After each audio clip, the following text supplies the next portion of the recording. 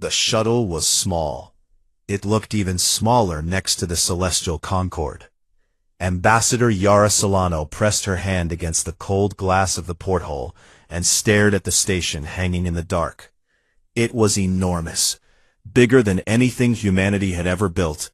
It was shaped like a flat ring, slowly spinning, and it glowed with soft golden light from 1,000 windows. It was beautiful.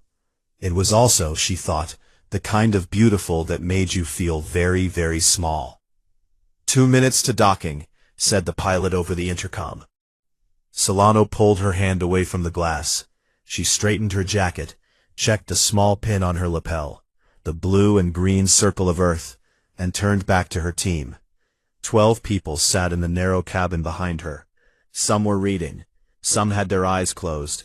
Her aide, Lieutenant Davo Renner, was going through a stack of papers for the 3rd time that morning. "Still reading?" she asked. "Still finding things I don't like," he said without looking up. She almost smiled. The shuttle shuddered as it entered the docking bay. Through the porthole, the golden light of the Concorde swallowed the stars. Then there was a heavy clunk, a hiss of air pressure equalizing, and the sound of the docking seal locking into place. They had arrived. The corridor that met them on the other side of the airlock was tall and wide and smelled faintly of something sweet that Solano could not name. The walls were pale silver. The floor was polished stone, or something that looked like it. 2 tall beings stood waiting. Both were Thar, the species that ran the Concorde. They were nearly 3 meters tall, with long arms, gray skin, and wide flat faces that showed almost no expression. They wore deep blue robes, with gold edging at the collar. "Ambassador Solano," said the one on the left, in clear and perfect English. "The Galactic Council welcomes the delegation of Earth. Please follow us." The corridors branched and crossed and opened into wide halls that Solano guessed were older than the entire history of human civilization. She kept her face calm and her eyes forward. She had been trained for this. She had prepared for this.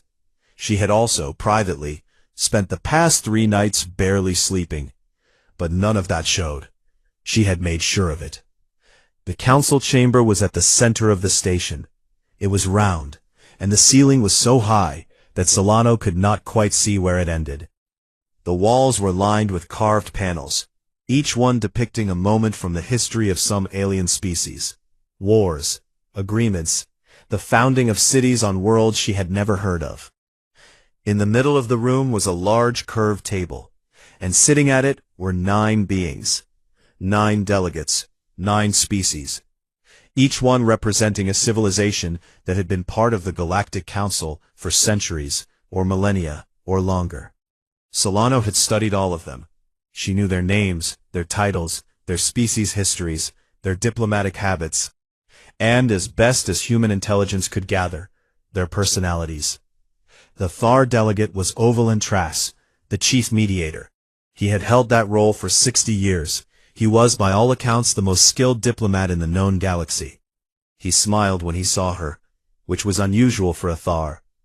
"Ambassador," he said, rising slightly from his seat. His voice was deep and smooth. "Please, sit." They had given humanity a table. It was set slightly apart from the main table, not by a great distance but enough to notice. It was also noticeably smaller. Renner, walking just behind Solano, said nothing, but she heard the small breath he drew when he saw it. They sat down. One of the other delegates, a being from a species called the Meren, ancient, slow-moving, with pale eyes that had seen more history than most planets, leaned forward and regarded Solano with what might have been curiosity. "We are pleased," said Ovalin Trass, settling back into his chair, "to finally receive the people of Earth at the Concorde.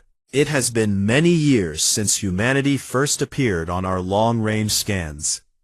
You have developed quickly, impressively so," he paused, "for a young species." "Thank you," said Solano. "We've had good motivation." A soft sound moved through the chamber. Some of the delegates made it. She was not sure if it was laughter. The treaty was presented to her in a flat black case. It was physical, actual paper, which surprised her. The council still did things on paper for formal occasions. It was thick, very thick. Renner counted the pages quietly, while Ovulin Trask spoke. The Terran Admission Treaty represents the standard framework under which all new members join the Galactic Council, said Ovulin Trask. It has been refined over many thousands of years. Every species at this table has signed a version of it. It is, in essence, the document that makes you part of the wider galaxy, with all the protections and responsibilities that brings. He made it sound like a gift. Solano picked up the treaty and turned the first page. The language was formal, dense, and translated into English by council software. She read the first paragraph, then the second, then the third. Then she turned to Renner, and he showed her his count. 847 pages. We have provided you with 3 galactic cycles to review, said Ovulin Trask. This is standard. After that time, you will be asked to ratify the treaty, decline membership, or dissolve your petition entirely. He folded his long hands on the table. We hope, of course, that you will ratify. Earth has much to offer the community of civilizations.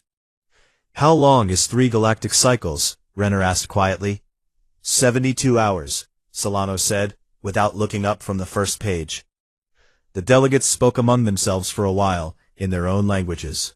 The translation earpiece Solano wore gave her fragments, words like promising and cooperative, and from one delegate she could not identify the phrase, "They won't finish it in time." She finished the first page. She turned to the second. Later, as they were escorted to their quarters, comfortable rooms that had clearly not been used in a long time, with furniture sized for beings slightly larger than humans, Renner fell into step beside her. "It's a lot of reading," he said. "It is," she agreed. "Do you think there's anything in there worth worrying about?" She stopped at the door to her room. The corridor was quiet. Through a round window at the far end, the stars were cold and distant, and completely indifferent to whatever happened next. "I think," she said slowly, "that we should read every single page." Renner looked at her for a long moment. Then he nodded and went to find the rest of the team. Solano stepped into her room and set the treaty on the desk. 847 pages. 72 hours. She poured herself a glass of water, pulled her chair close to the desk, opened to page 1, and began to read. In the council chamber, far down the corridor, Ovulin Trask was already moving on to other business. He had done this many times before. The humans would read what they could, understand what they could, and they would sign. They always signed. Every species signed. He did not give the matter another thought that evening. He would, later, wish that he had. The lights in the human delegation's quarters never went off. That first night, if it could be called night on a station that did not have a sun, Solano spread the treaty across every flat surface she could find. Pages covered the desk, the small dining table, the floor near the window. She sat in the middle of it all, with a cup of coffee that went cold, a pen that ran out of ink, and a mind that refused to stop working. By the 3rd hour, she had called in Dr. Femi Adelican, the team's game theorist, and Dr. Lena Chu, the xenolinguist. By the 5th hour, the retired military judge, Commander Hessa Vale, had joined them. By hour 8, the entire team was awake and working. Nobody complained. Nobody asked to sleep. This was what they had come for. Page 42, said Vale, reading from her section, the Military Protection Clause. Council member species are entitled to request Council military assistance in the event of an external threat. The Council may, at its discretion, deploy forces to protect member worlds. She looked up. May, not will.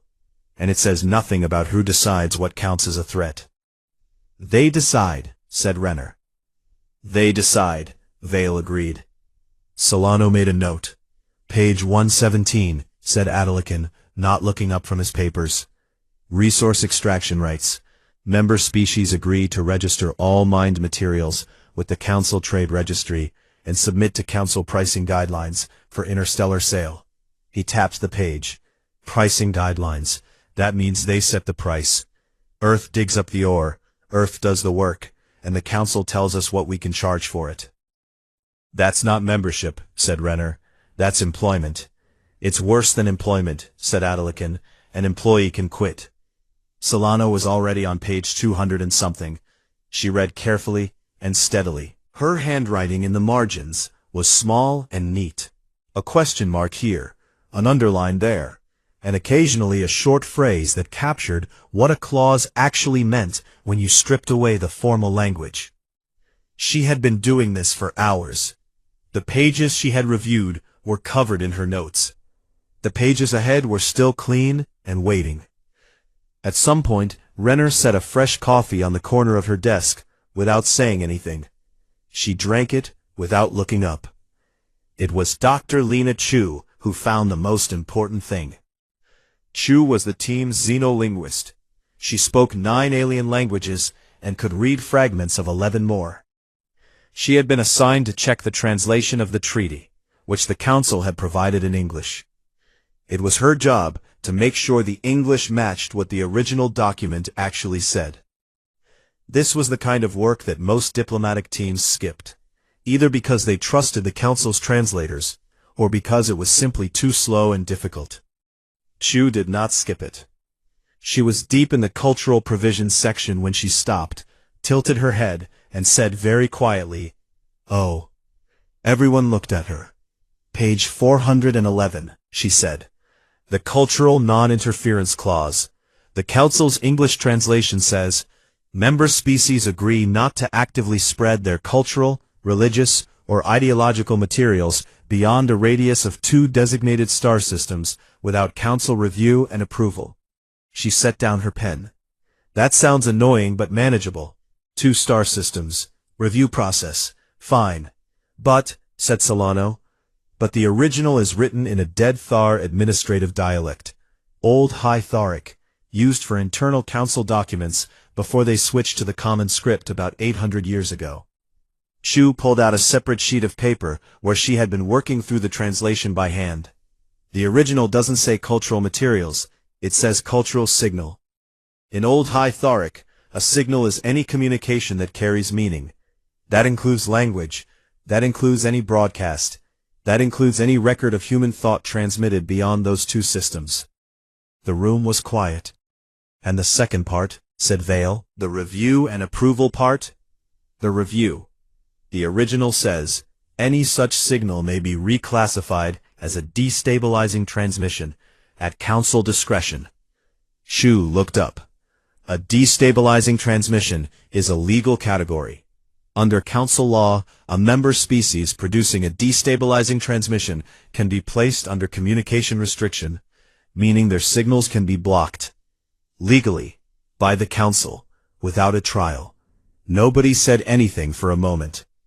"So," said Adelican slowly, "they can decide that human language, human radio signals, human messages to our own ships, constitutes a destabilizing transmission, and then legally cut us off from communicating beyond 2 star systems."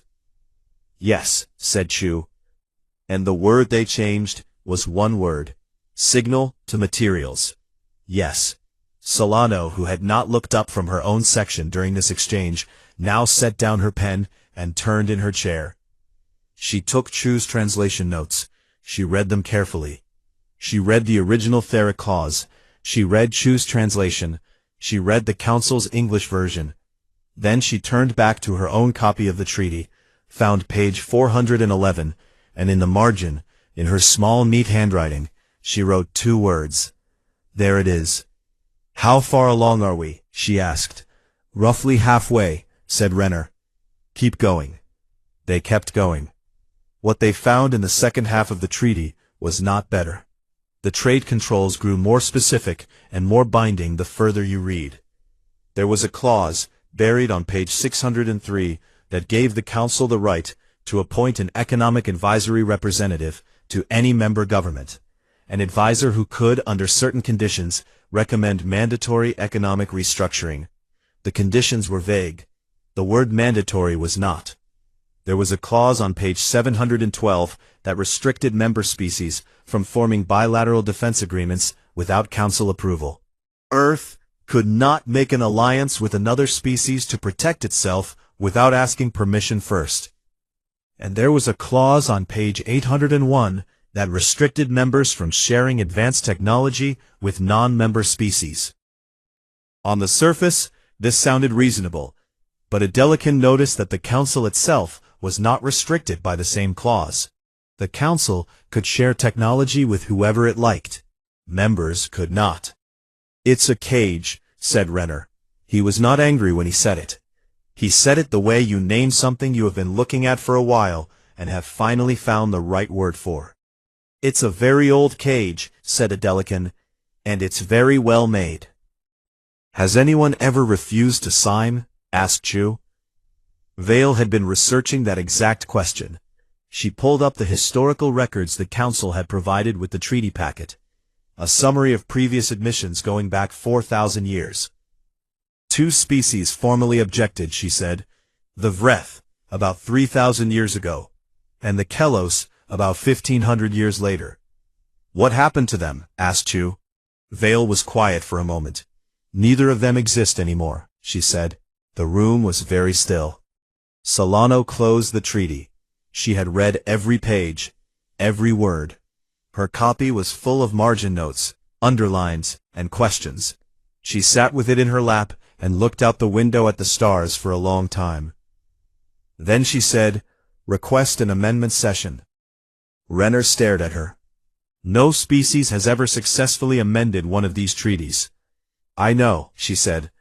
"The Council will think it's a formality. They'll expect us to try and fail, and then sign anyway." "I know," she said again. "Request it anyway." He did. The Council, amused and patient, granted it without hesitation.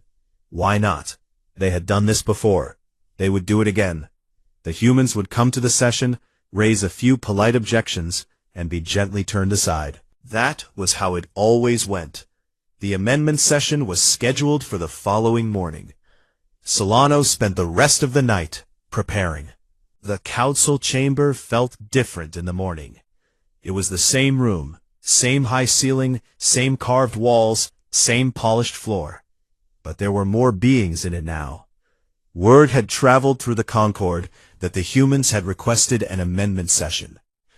Other species living on the station, observers and minor delegates and trade representatives from a dozen different worlds, had found reasons to be nearby. Some stood in the wide gallery above the main floor. Some watched through the transparent panels in the upper corridor. They were all very quiet. Nobody wanted to miss this. Not because anyone expected the humans to succeed. They didn't. Amendment sessions were a formality. They existed so the Council could say, truthfully, that new members had been given every opportunity to raise concerns. Every species raised concerns. The Council addressed them patiently and thoroughly, and in the end, every species signed. But the humans had actually read the treaty. All of it. And somehow that made people want to watch. Overland Trask opened the session with the same warmth he brought to everything. He praised the human delegation for their diligence, their thoroughness, their admirable attention to detail. He used a Thar phrase that Chu quietly translated for Solano as meaning something close to, "the child found the silverware drawer." Solano did not react. She had her 11 proposed amendments in a neat stack in front of her, numbered and organized, with supporting documents behind each one. "We are ready to hear the human delegation's proposed amendments," said Overland Trask. "Thank you," said Solano. "We'll begin with Amendment 1. Amendment 1 addressed the resource pricing clause. Solano proposed that Earth be allowed to set its own prices for exported materials within a range negotiated bilaterally with each trading partner, rather than using Council pricing guidelines. She presented the argument clearly and simply. Overland Trask listened. Then he delivered a 12-minute response that cited 7 separate Council trade agreements dating back 2,000 years, a ruling from the Council's Economic Tribunal from the year 1340 of the Common Galactic Calendar, and the foundational principle of market stability that the Council had upheld since its founding. The proposal was declined. Politely, thoroughly. Solano nodded and made a mark on her paper. "Amendment 2, she said. Amendment 2 was about the communication restriction clause, the one Chu had found in the original Theric text. Solano presented Chu's translation work carefully, noting the difference between cultural materials in the English version and cultural signal in the original. She proposed that the clause be revised to match the English translation humanity had been given, or at minimum, that the Theric original be officially re-rendered. This one caused more movement at the council table. The Marin delegate, who had still not spoken, tilted her large pale head to one side. Two of the other delegates exchanged a look. Ovalin Trask, to his credit, showed nothing on his face. He responded with a 20-minute explanation of how translation across species languages was necessarily imperfect, that the English version captured the spirit of the clause, and that the Council's legal interpretation of the clause had never in practice been used to restrict a member species' internal communications. The proposal was declined. Solano nodded, made a mark. Amendment 3. This was how the morning went. One by one, Solano presented her amendments. One by one, Ovalin Trask declined them with expert, courteous, unarguable precision. He was very good at this. He had decades of practice. Each refusal was legally airtight. Each one drew on centuries of precedent. He was not dismissive. He never once treated Solano as an opponent to be defeated. He treated her like a student who had done quite impressive work, and now needed to understand why the work, while impressive, was not quite correct. The gallery above was very quiet. By the time Solano reached Amendment 9, a proposal to modify the bilateral defense agreement restriction, she had accepted 8 refusals without visible frustration. Some of the council delegates had visibly relaxed. One had started reading something else. Ovalin Trask was still attentive, still warm, but there was a certain ease in his posture now. The session was going exactly as it always went. Solano accepted the 9th refusal, made a mark. Amendment 10, she said. Ovalin Trask folded his hands. This was the military clause, the one that gave the Council authority over how and when it could deploy forces to protect member worlds. The Council had expected this one. He had prepared for it. He began his response with a reference to the Catharis Convention. The Catharis Convention was the foundational legal document for all Council military agreements. It had been written 3,200 years ago, ratified unanimously by all member species at the time, and had governed every military decision the Council had made since. It was, in legal terms, untouchable. Ovalin Trask walked through its key provisions in careful detail, explaining how the military clause in the Terran Treaty was consistent with the convention in every respect. He spoke for 40 minutes. The gallery did not move. Nobody had left. When he finished, Solano said, "Thank you. I have one question." "Of course," said Ovalin Trask. "The legitimacy of the Catharis Convention, does it derive from unanimous ratification by all founding members, or from Council authority?" Ovalin Trask blinked. It was a very small movement, but Renner saw it. "From unanimous ratification," he said. "The Convention's own text specifies this. Its force of law comes from the agreement of all original signatories." "Thank you," said Solano. She reached into the folder behind Amendment 10 and removed a document. It was not long, 3 pages. She slid it across to the nearest council aide, who passed it to Ovalin Trask. "This is a record from the Council's own archive," said Solano. "Third sublevel, Historical Documents, File Reference 0088, Vreth Admission. It documents the circumstances under which the Vreth ratified the Catharis Convention approximately 3,000 years ago. Specifically, it documents that at the time of ratification, the Vreth homeworld was under a covert economic blockade organized by 2 Council member species, with the knowledge of the Council's administrative body. The Vreth were not told about the blockade. They were not told it would be lifted upon signing, but it was. 3 days after they ratified the convention. The chamber was absolutely silent. The Catharis Convention requires unanimous free ratification, said Solano. The Vrat's ratification was not free. Under the convention's own terms, a coerced signature is not a valid signature, which means the convention was never unanimously ratified, which means by its own text, its legal force is in question. Nobody moved, nobody spoke. Then the Marin delegate, who had said nothing for the entire session, who had not spoken since the first day, turned to look at Ovulin Trass. Her voice, when it finally came, was very old and very calm. "Where did you find this?" she asked. She was not speaking to Ovulin Trass, she was speaking to Solano. "Your archive," said Solano. "Third sublevel.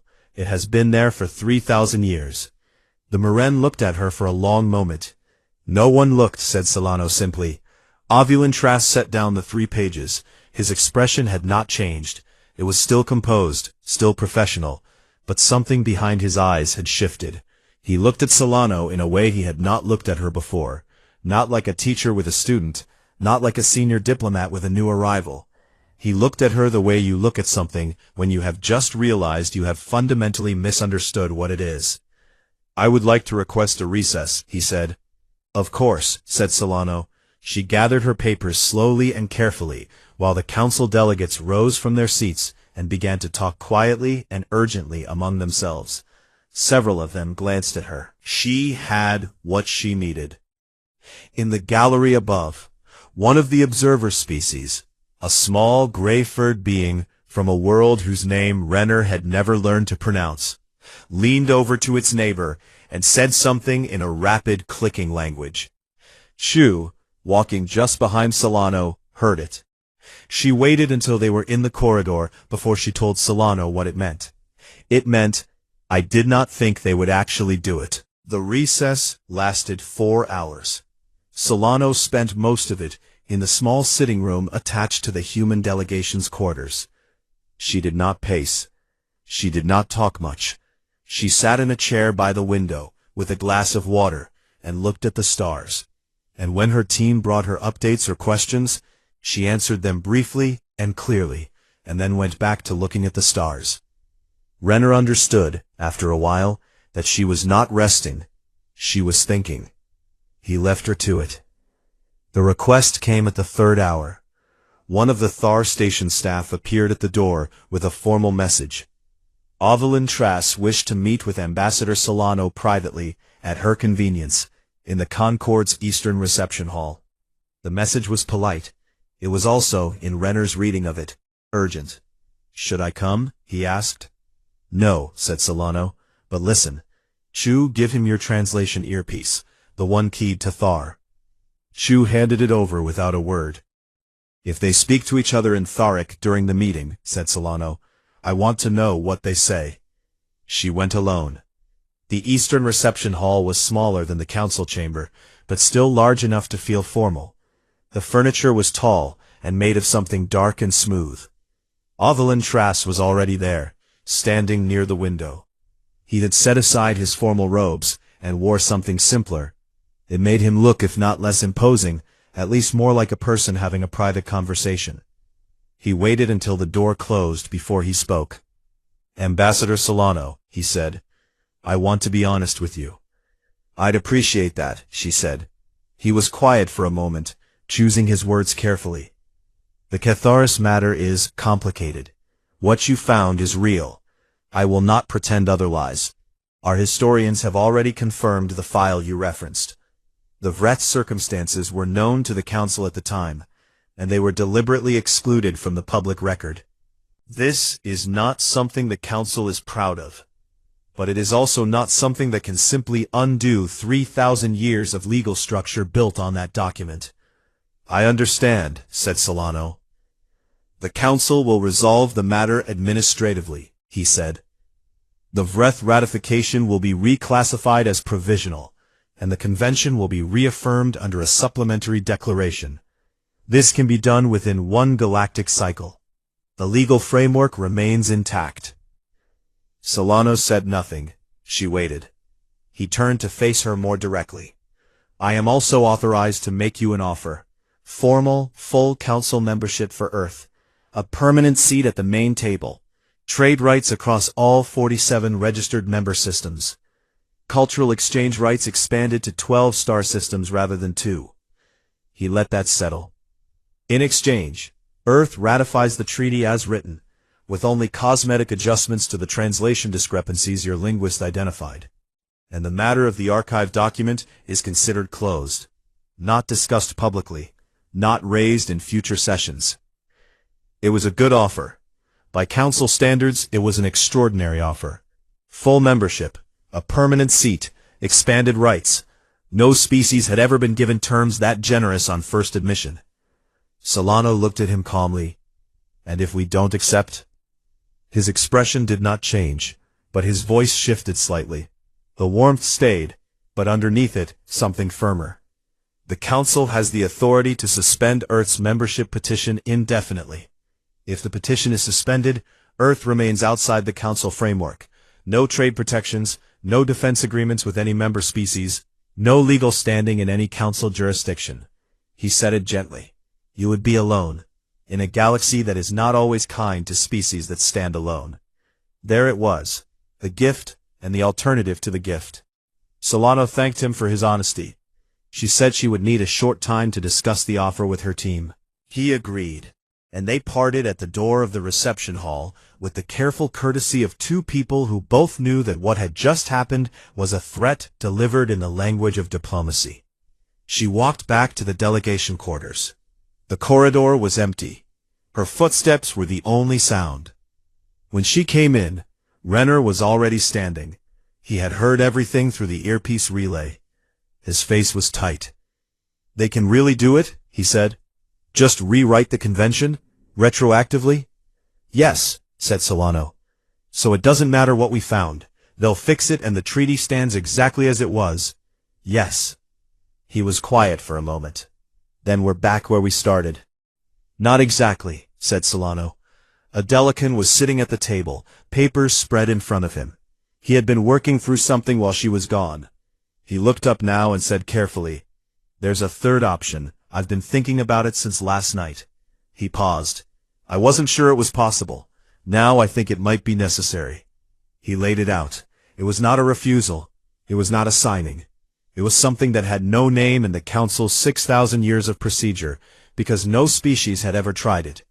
Instead of accepting or declining the Council's framework, Earth would offer its own. A parallel document, a counter-proposal, not an amendment to the Council's treaty, but a replacement. A new framework built on entirely different principles.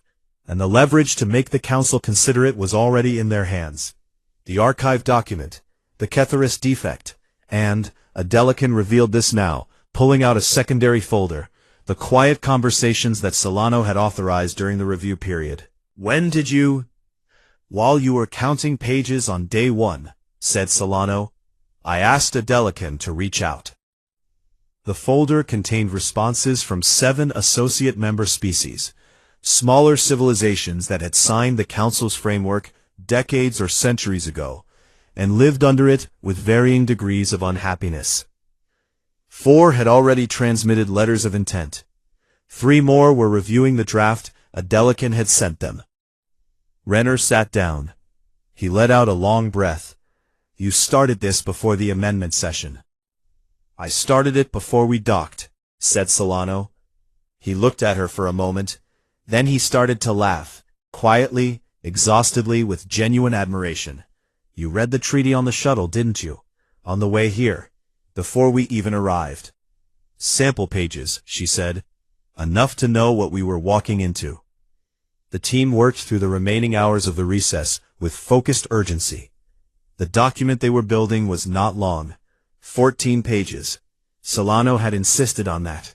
Everything important, she said, fits. When the recess ended and the Council reconvened in the chamber, Solano walked in last. The gallery above was fuller than it had been in the morning. The 9 Council delegates were already seated. Oval and Trask looked at her as she entered, looking, she thought, for some sign of what she had decided, whether she had accepted the offer, whether she had come to sign. She walked to her table. She did not sit down. She set 2 documents on the surface in front of her. One was the original treaty. The other was 14 pages long. Ovalin Trask watched her hands. Solano looked up at the council.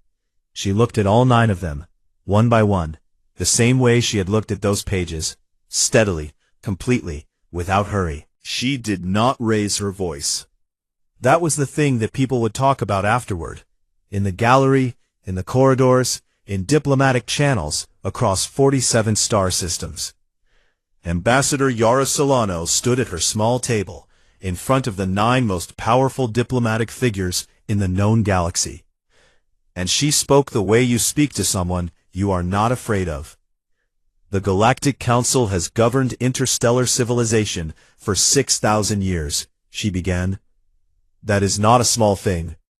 We recognize it. We respect it. We came here, in fact, because of it. Because we wanted to be part of something that has lasted 6,000 years and done real work in that time. She paused. No one spoke. We have spent the past 72 hours reading the treaty you gave us. All 847 pages. We found many things in it. Some of them were legal structures we disagreed with. Some of them were translation choices we found interesting. And some of them were things we could only have found because we were willing to spend 3 days and 3 nights reading, when apparently no one else in 6,000 years had bothered. Ovalin Trask was very still. We also found something in your archive. 3rd sublevel. File reference 0088, Vreth admission. We have already shared it with this body. She rested her hand lightly on the original treaty. That document does not change what we want. We still want to be part of this community. We still believe in the project of species working together across the stars. We haven't come all this way to burn things down. She slid the 14-page document forward. This is the Terran Reciprocal Charter.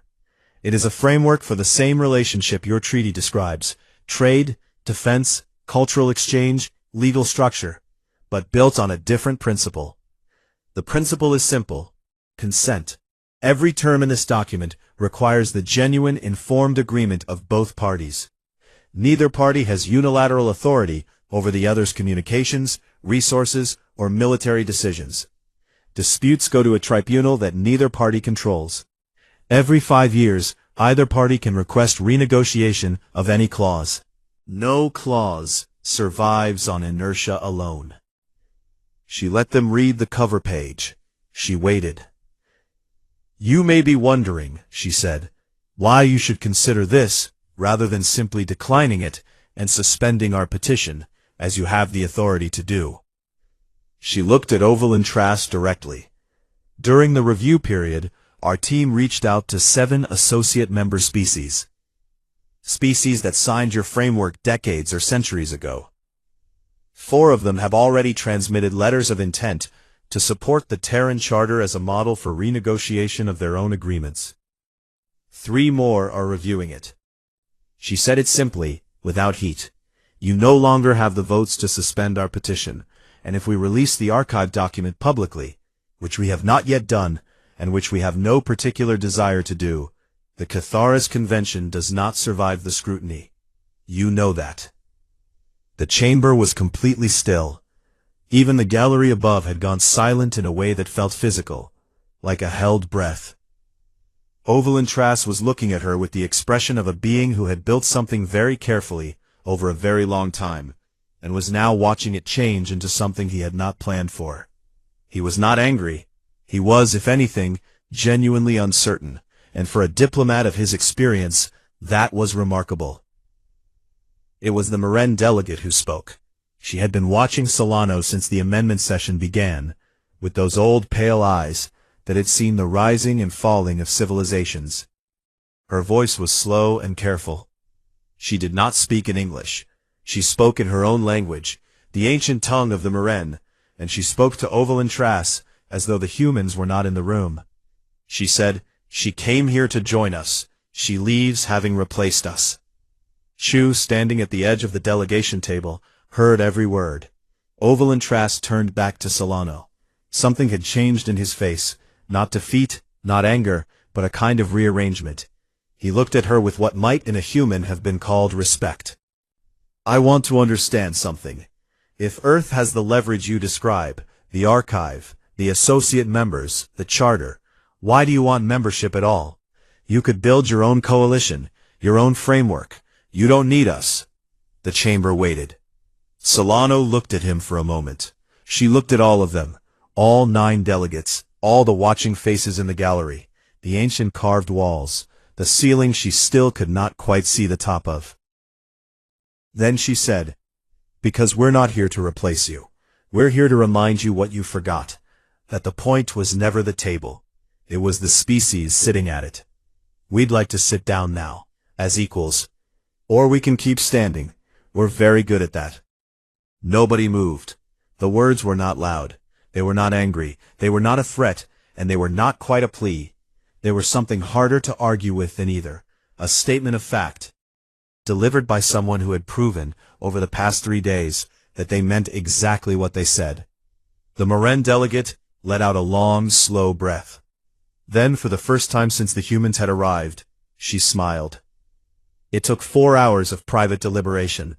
The council met in a closed session that the human delegation was not invited to, which was fine, because Solano spent those 4 hours resting for the first time since the shuttle. She slept for 2 of them. Renner let her. When the council reconvened, Ovulin Trass presented a 3rd document, not the original treaty, not the Terran Charter, something new, something that had been written in those 4 hours by 9 delegates from 9 species who had just been given, for the first time in a very long time, a reason to think carefully about what they were actually doing. It was 22 pages long. Solano read it in 30 minutes.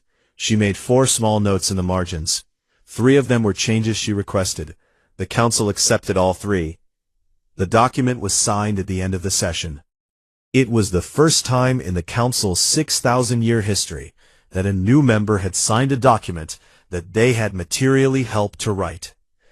In the gallery, Adelican was already writing. Chu was recording. Renner was standing with his arms crossed and a quiet look on his face that he would never quite be able to describe later, except to say that he felt like he had watched something happen that would not stop happening for a long time. Walking back to the shuttle bay, Solano's young aide, a recent graduate who had joined the team 3 weeks before departure, fell into step beside her.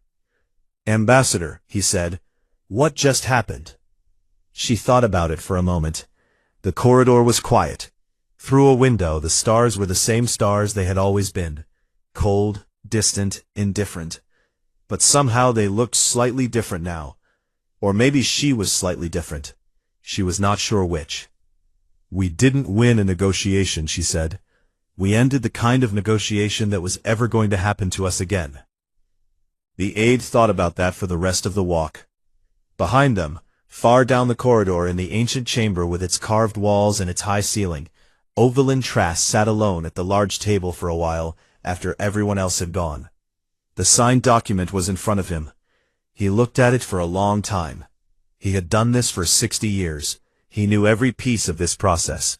He knew how it started and how it ended and what happened in between. He had never been surprised. Not once in 60 years. He picked up the document and read the first page again. Outside, the small human shuttle detached from the docking bay and turned toward the stars. It moved away from the Concorde slowly at first, and then faster, and then it was gone. The celestial Concorde hung in the dark, as it had for thousands of years, still spinning, still glowing with soft golden light, but something inside it had shifted.